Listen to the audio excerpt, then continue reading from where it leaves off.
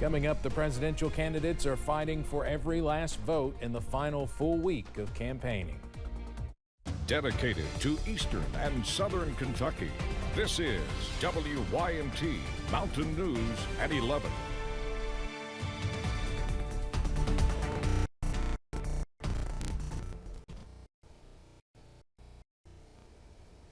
Good evening, everyone. I'm Steve Hensley.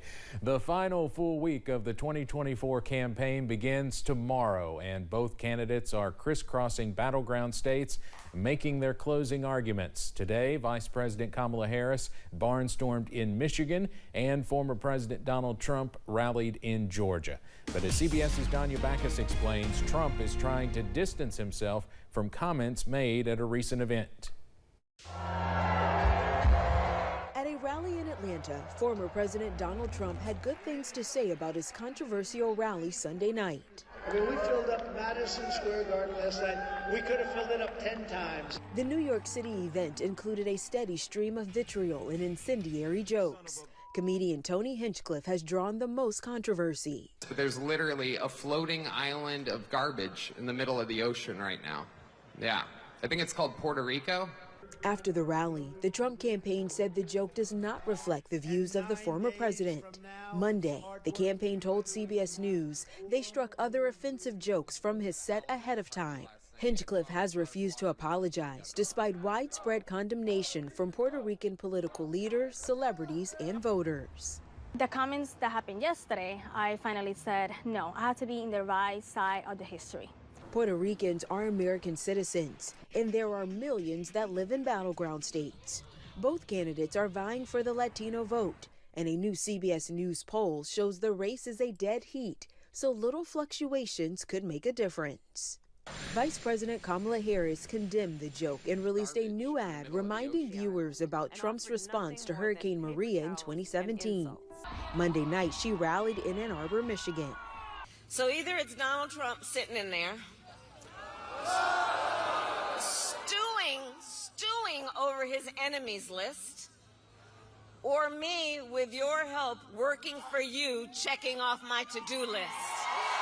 Nearly 45 million Americans have already cast a ballot, including President Biden Monday in Delaware and 40% of eligible voters in Georgia. But data from Pennsylvania shows fewer voters have cast early ballots so far compared to 2020. Danya Backus, CBS News, Los Angeles. Vice President Harris's campaign says she will deliver her closing arguments tomorrow in Washington, D.C. Former President Trump will hold several events in Pennsylvania. The turnout here in Kentucky is expected to be high. Pike County Clerk Darrell Pugh says there have already been more absentee voters this year, with more than 200 excused absentee voters accounted for as of today, and more than 1,300 mail-in ballots requested for this year's election.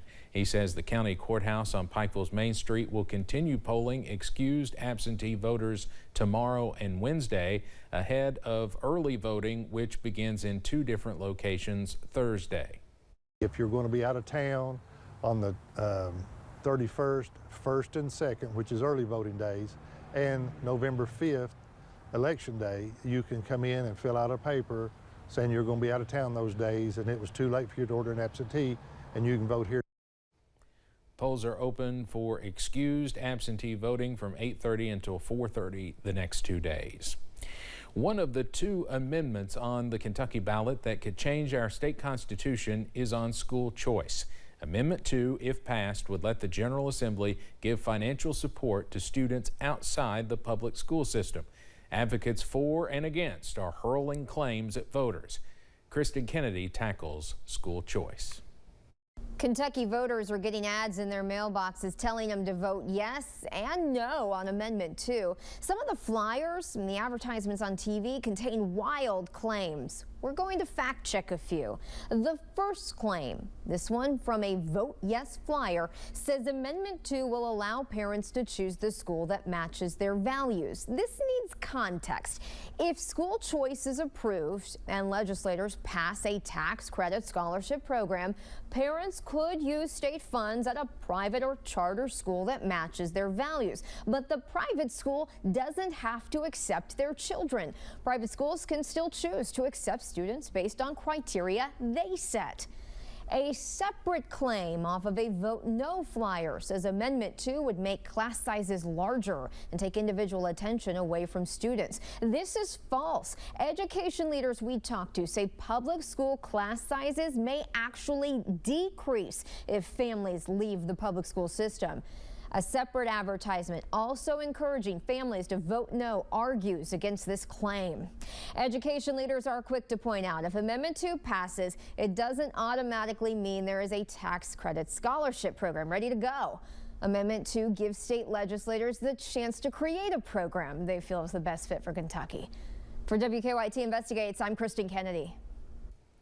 Now, a reminder again, early in-person voting in Kentucky starts Thursday, October 31st. Mail-in absentee ballots must be received by 6 p.m. on Election Day, November 5th, to be counted. If you are registered to vote, you can find election guides, polling locations, and sample ballots at govote.ky.gov.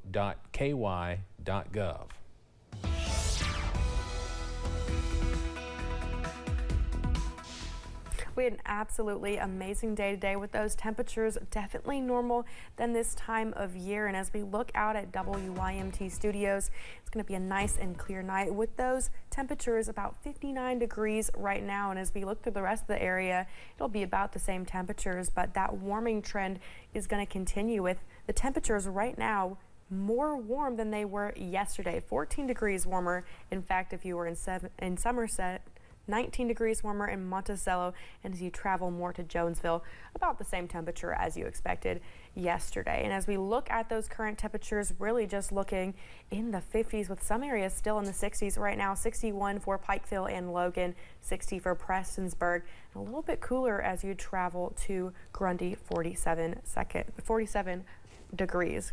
Our satellite and radar is nice and clear, and as you go to tonight's low temperatures around the mid-50s in the next couple of hours.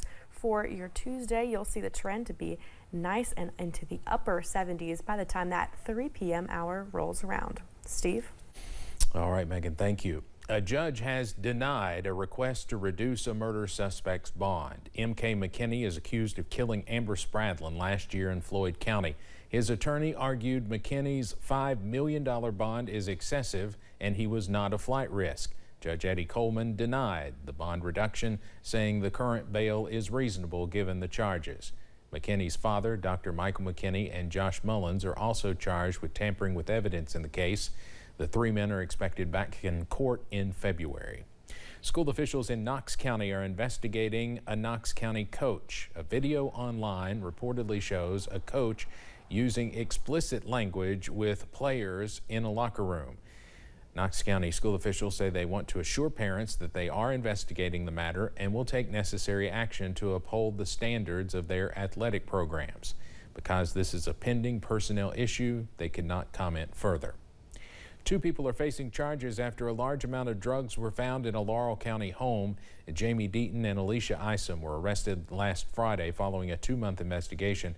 Police say a search warrant was executed at a home on Roy Duggar Road. Police say fentanyl, assorted pills, and drug paraphernalia were found. More than $43,000 in cash was also found. Deaton and Isom were taken to the Laurel County Correctional Center. A warning tonight from the Whitley County Sheriff's Department. They are investigating recent thefts from vehicles in the Corbin and Bee Creek areas. Folks are being asked to remove vehicle keys and lock their doors and remove valuables within view of the vehicle's windows. If you have any information about these thefts, you should call dispatch at 606-549-6017. There is a push to ban some on Kentucky's sex offender registry from participating in Halloween-related events involving minors. State Representative Chad All says he plans to file his proposal for consideration in January. It would impact offenders on the registry who were convicted of a crime involving a child.